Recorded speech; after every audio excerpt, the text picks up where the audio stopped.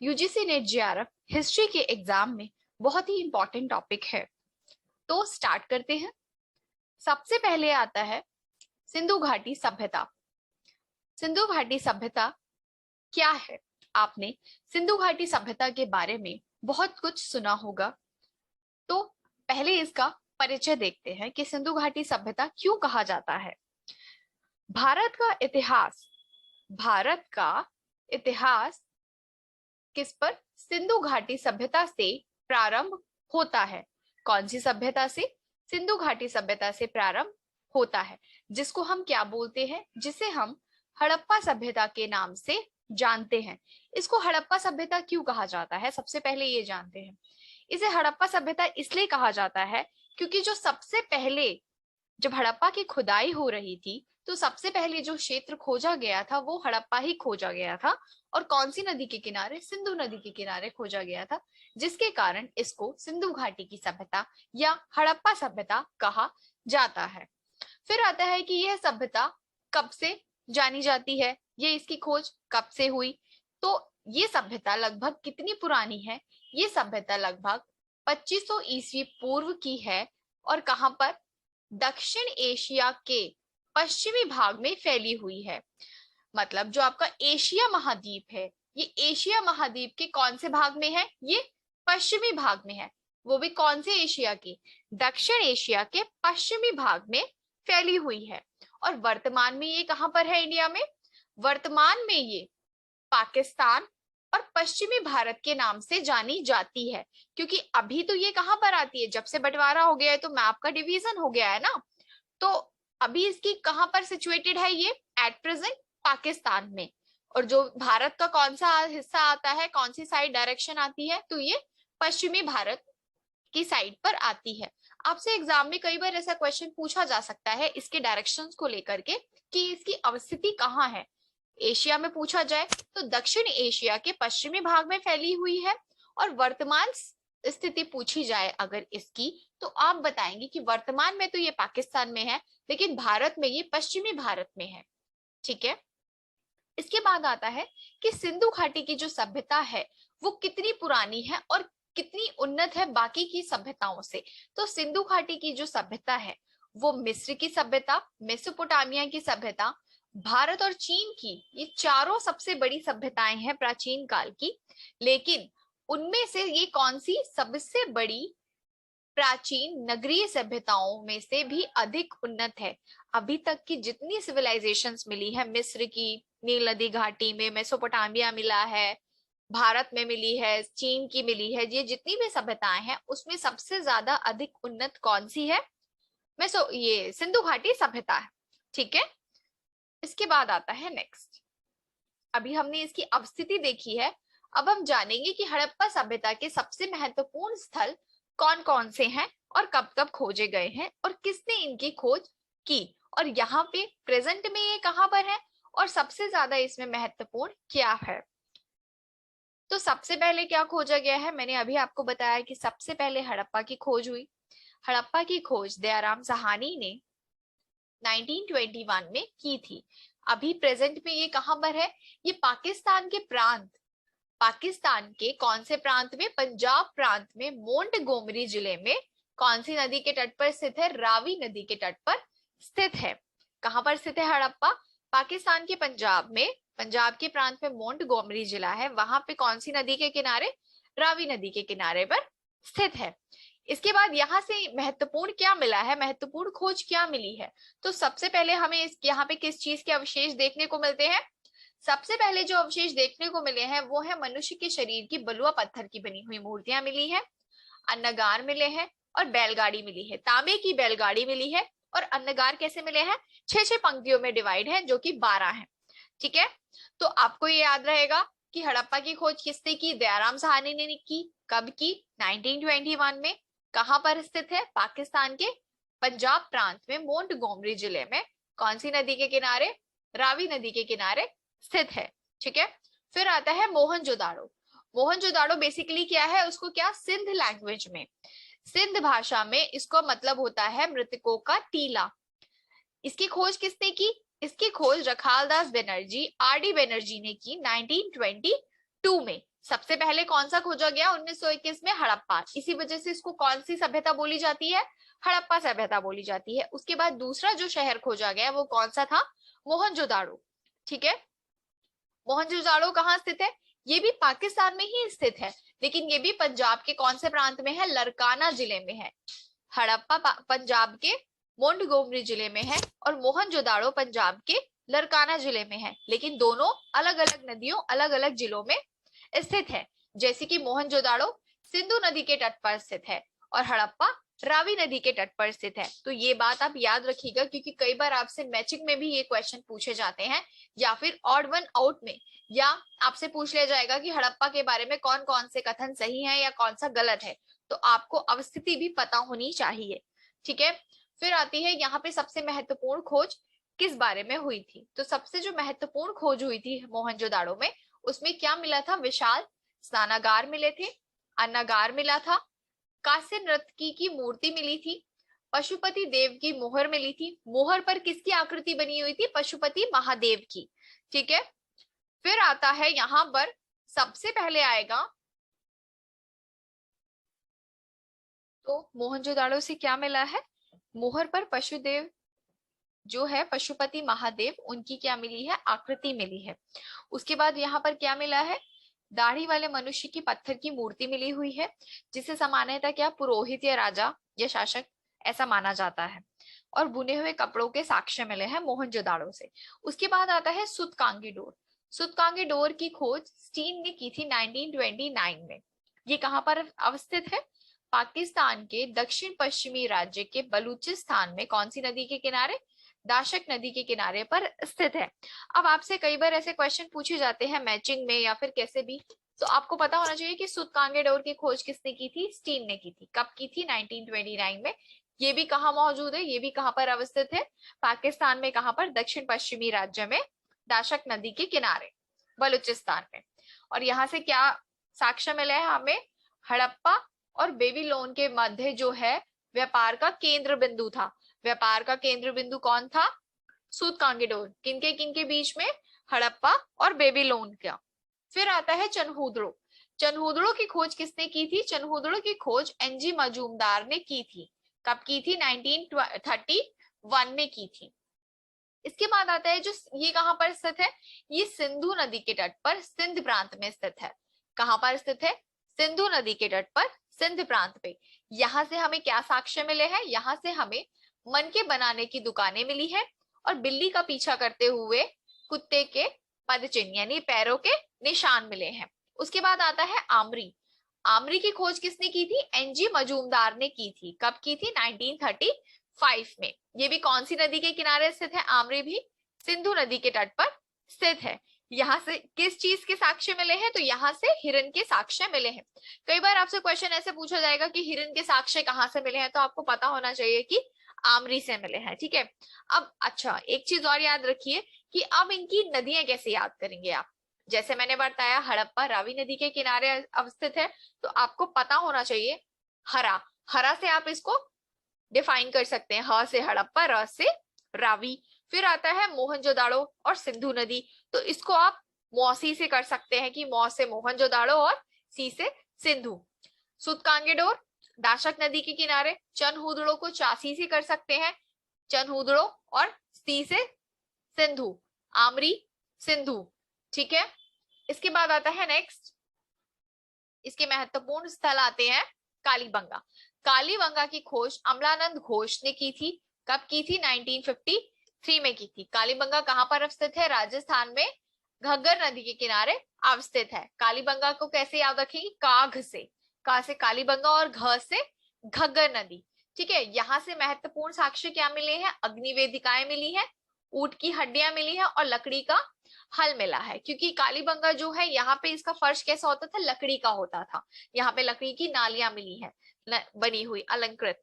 ठीक है, तो लोथल, लोथल की खोज एस.आर. राव ने की है 1953 में।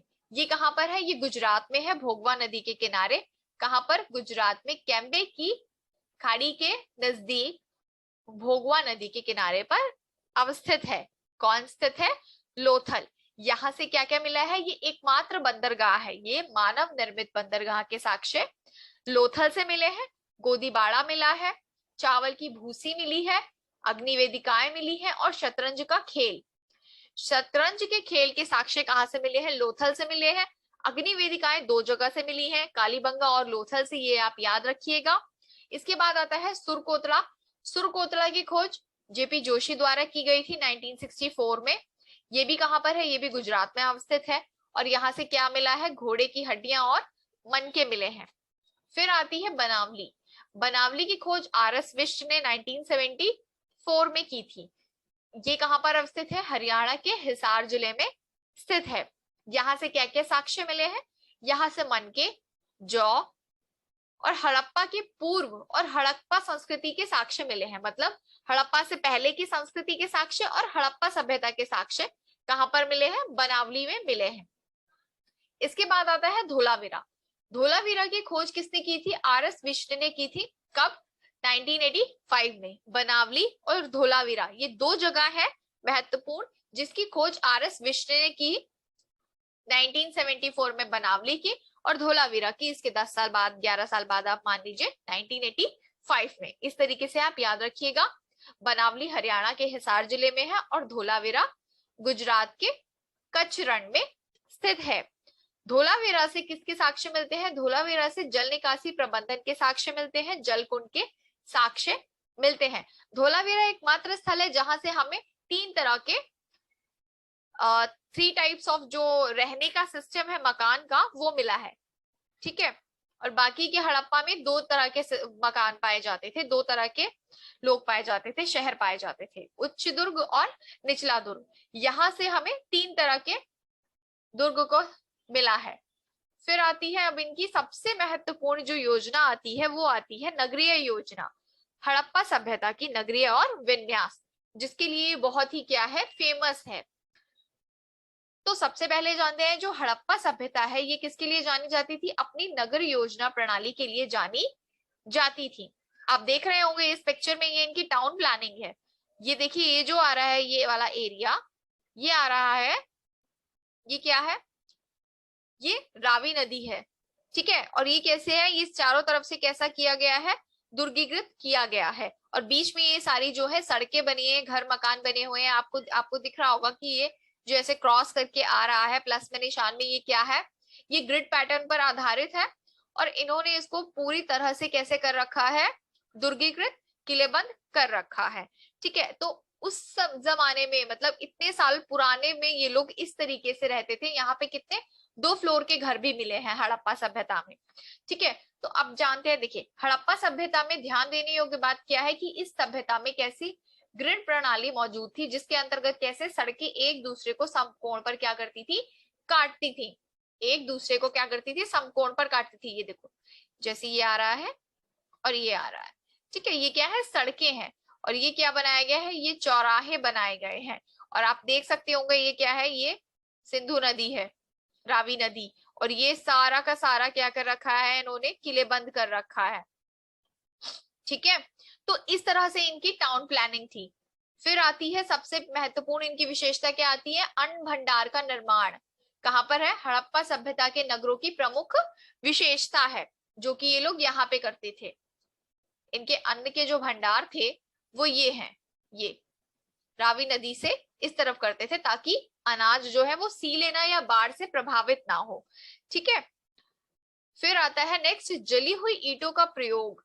मतलब जली हुई का मतलब है पकाई हुई, ठीक है, अग्नि में पकाई हुई पक्की पकी ईंटों का प्रयोग करके हड़प्पा सभ्यता के लोगों की एक महत्वपूर्ण विशेषता है जिन्होंने इसका क्या निर्माण किया है, पकी ईंटों से, ठीक है। क्योंकि जो इसकी समकालीन मिस्र की सभ्यता थी उसके जो मकान है वो शुष्क शुष्क मतलब कि कच्ची ईंटों के बने हुए थे। और हड़प्पा सभ्यता की सबसे अलग विशेषता क्या है, जो इसको सबसे अलग करती है बाकी सभ्यताओं से, वो यही है कि ये लोग पकी हुई मिट्टी का जो है ईंटों का क्या करते थे, प्रयोग करके अपने घरों का निर्माण करते थे, ठीक है।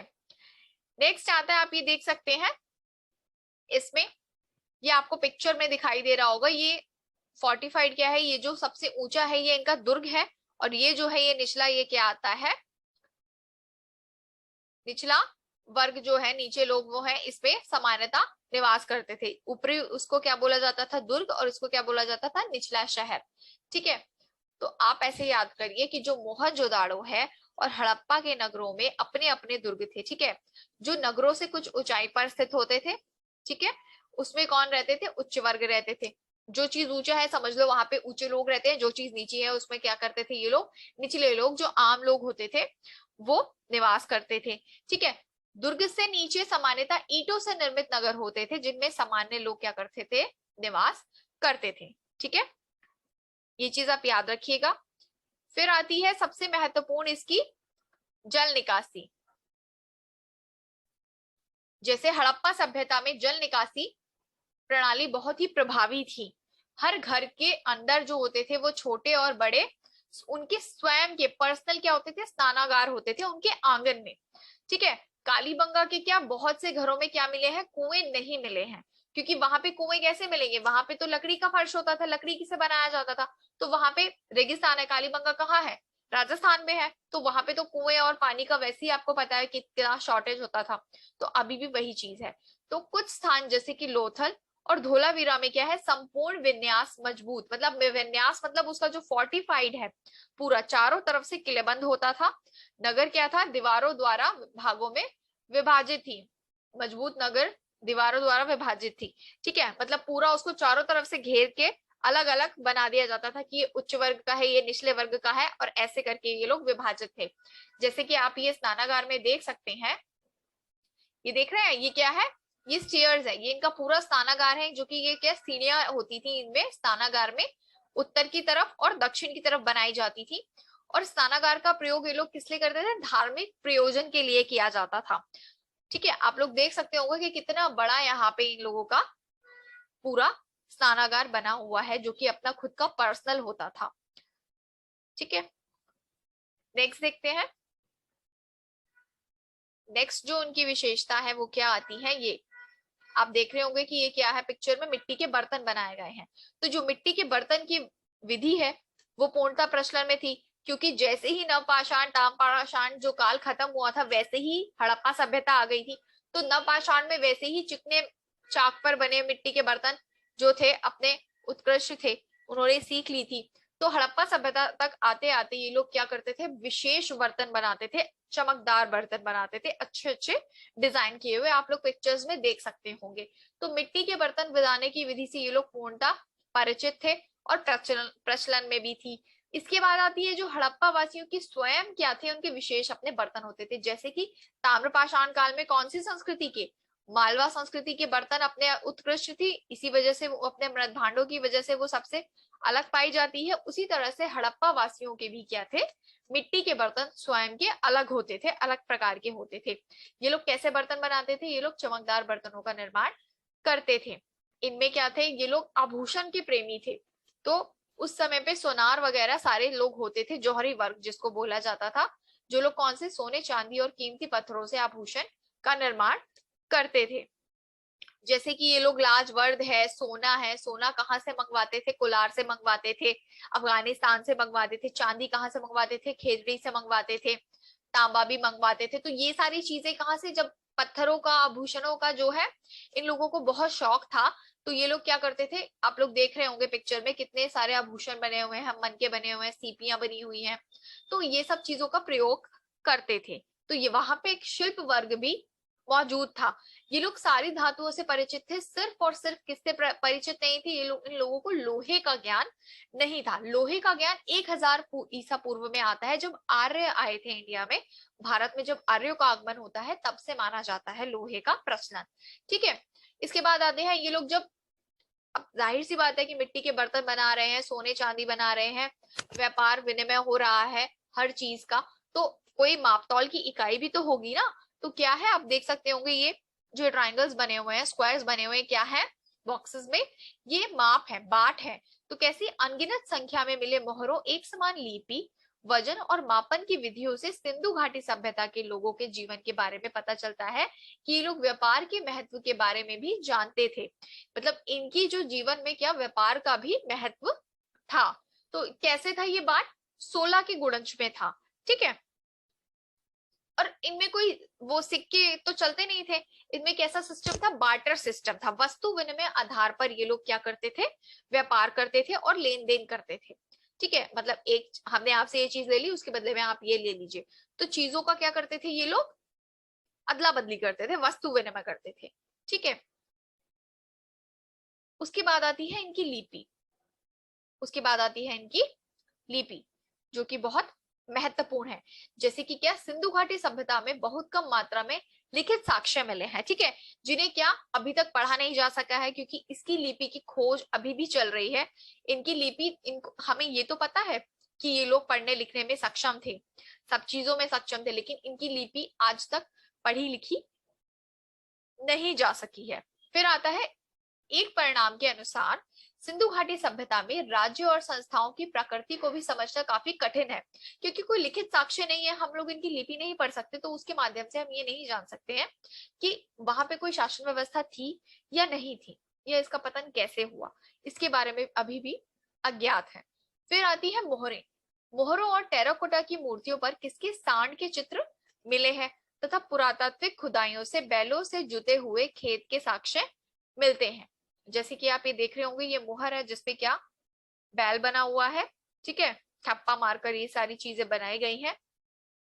हड़प्पाई कांस्य की वस्तुएं निर्मित करने की विधि और उसके उपयोग से भली भांति परिचित थे। ये लोग क्या करते थे, कांसा बनाते थे। कांसा कैसा बनता था, तांबे में टीन मिलाकर।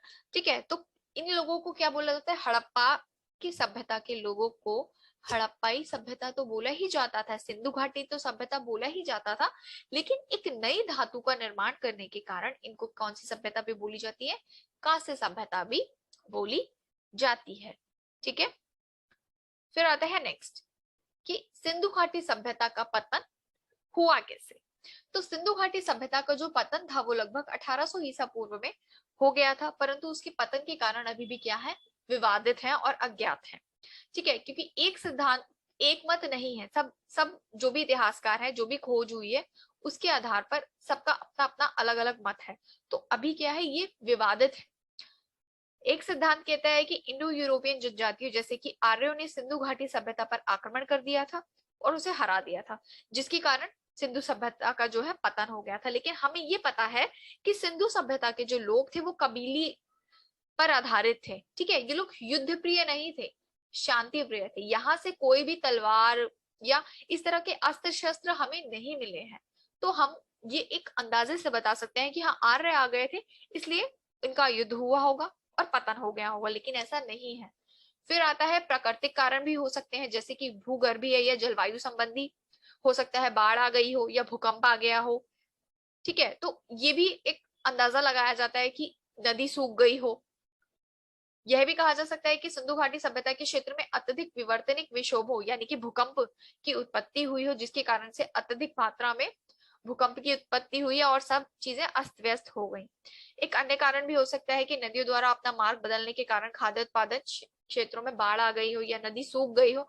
बहुत सारे ऐसे कारण बताए जाते हैं जिनसे क्या सिंधु घाटी सभ्यता का पतन हो गया था।